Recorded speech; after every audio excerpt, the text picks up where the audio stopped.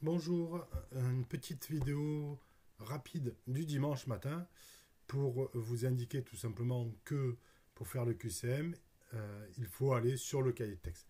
C'est vrai que c'est une pratique nouvelle pour vous puisque les élèves en sixième ne sont pas trop rompus à cette méthode, mais en étant en distanciel, j'ai pris l'habitude de faire des vidéos comme ça. Donc il suffit d'aller en fait sur Pronote. Lorsque vous êtes sur Pronote, vous allez aller sur le cahier de texte. Alors moi je suis en mode saisie, c'est comme ça. La planification me permet de voir ce qui a été planifié par mes collègues éventuellement ou par moi-même.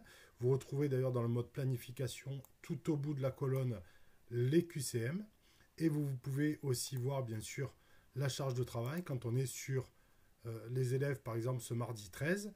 Ici j'ai le QCM. Alors vous voyez que je l'ai mis plusieurs fois pour que l'élève s'entraîne, puisse le faire plusieurs fois. Vous pouvez vous amuser à le faire, c'est juste un jeu. Je verrai en fonction des résultats si je maintiens les compétences et les notes ou pas.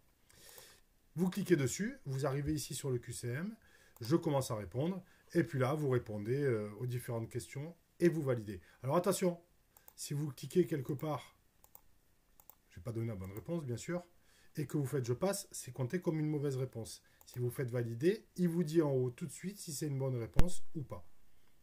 Je passe, ça vous permet de passer à l'autre. Oh, mince, j'ai donné la bonne réponse pour le premier. Je ne donnerai pas le reste. Identifier un objet technique, c'est plutôt un exercice qui va compter.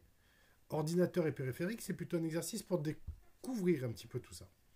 Vous remarquerez que c'est noté sur 9, car tout simplement, on va compter un point de plus pour le travail effectué sur ordinateur, puisque c'est quand même une compétence supplémentaire. Voilà pour ce qui est du travail à rendre pour les sixièmes, en espérant que vous ayez tous compris. N'hésitez pas à m'envoyer vos questions, sachant que je ne répondrai qu'à partir de demain. Et vous avez toute la semaine pour faire le travail de toute façon. Si je me rends compte que c'est encore difficile, je serai très indulgent et je donnerai du temps supplémentaire pour le faire. Je vous souhaite une bonne journée, un bon dimanche. À bientôt. Au revoir.